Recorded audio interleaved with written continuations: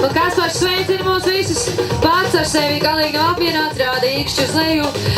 Taču tāpatās viņam paldies par šo braucienu.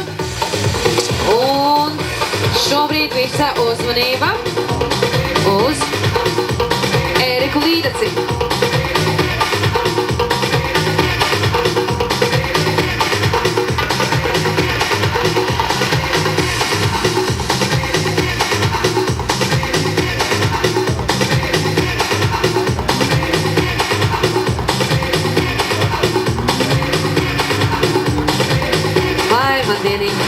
Arī Ērikai sanāca sagriezties.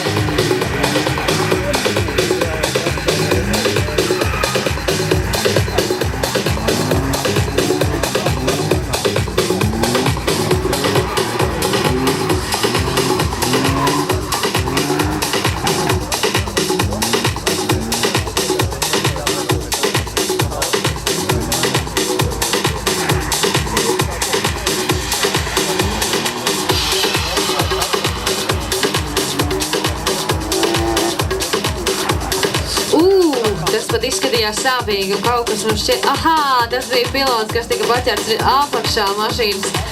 Jā. Izbraukšana ārpus trases sēdinātām automašīnām ir ļoti sāpīgs pasākums, var visu kaut ko noraut. Bet, cerams, ka visi kārtībā un Ērikam Līdacim ir jāturpina savs brauciens. Lielais ovāls.